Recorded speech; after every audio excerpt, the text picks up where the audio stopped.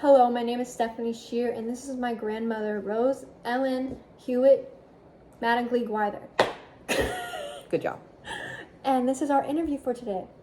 The first question I have is, have we always lived in St. Mary's County? Yes, I have always lived in St. Mary's County. I was born in Leonardtown, raised in the 7th District, and still are living in the 7th District. Were there any hardships you and your family had to face when you were young? Yes, until I was 12 years old, I had no running water in my house. So that means you had to go get the water out of the well. When you had to heat up the water, if you wanted something hot, you had to store the water, and if it was cold outside, the pump would freeze up, and so you had to heat the water to pour down the pump to get the water. What do you remember about your grandparents? My grandparents were both farmers. They were hardworking people. They were always busy. Both grandmothers were wonderful cooks, and they cooked on a wood-burning stove.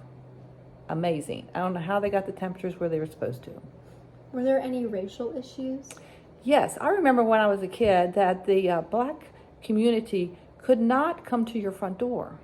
If they came to your house, they had to knock on the back door, and I could never understand what was going on when I was a kid. So they were basically like servants. They had the most servant jobs in our community.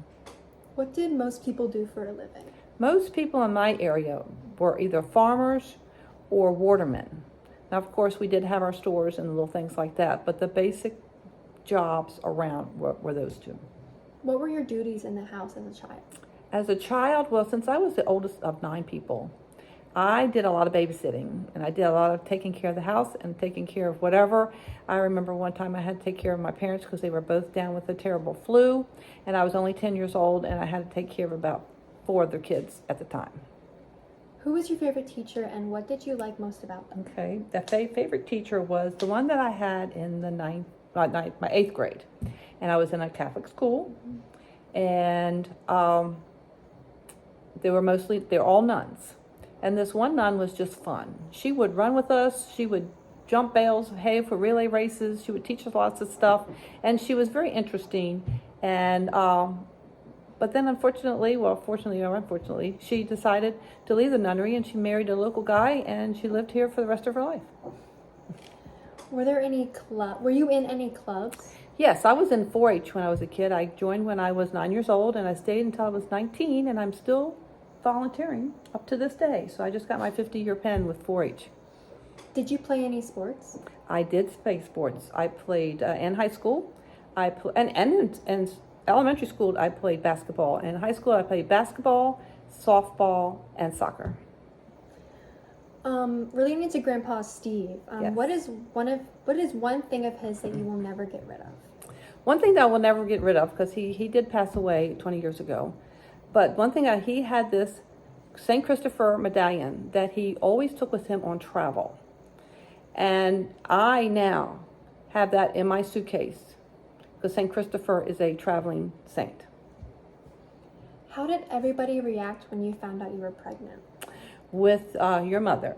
Yes. Yes. They were very happy because I had been married for 6 years before I got pregnant. So I think everybody was probably wondering, is she ever going to have any children? So finally, I did have a little girl.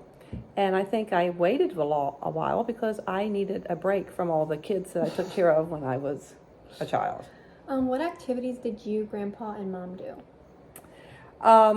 We went to the Point. We had a place that the family rented. It was up on the water. Also had no running water. So you had the outhouses, and you had to bring the water up with you.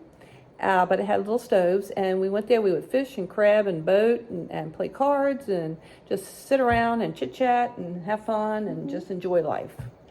What is your favorite thing about Pop? Pop is the second husband.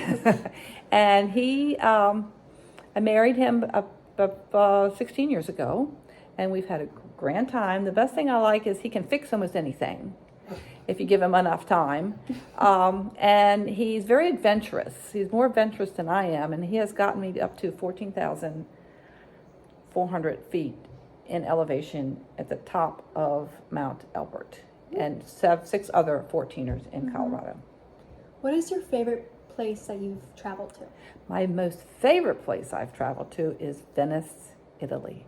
There's nothing like it in the world. I mean, if you see pictures, but you have to be there to understand it. You Mhm. really do. It's just fabulous. What's the least favorite place that you've traveled to?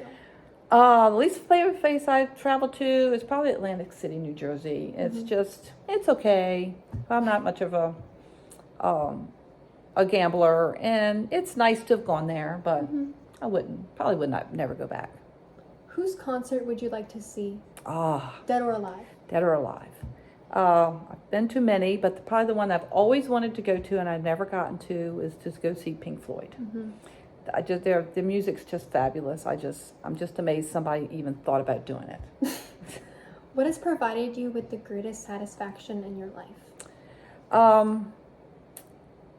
What has provided me with the greatest satisfaction in my life? I guess just to continue to do what you need to do. Mm-hmm. To get your education, which I did, and some people don't believe that I'm from the 7th District, and you'd have to understand that. But people that I work with said, "You're from the 7th District?" And I said, "Yes." And they said, "Well, you don't act like you're from the 7th District." And I said, "Well, that's because I got an education." So education is very important Mm-hmm. to me. And then finding that niche that you want to. And I was lucky enough to find that niche and have a 40-year career with the U.S. Navy as a civilian. And has given me what I needed and has provided me with a great retirement. Mm-hmm. That's it. Thank you. Thank you, Grammy.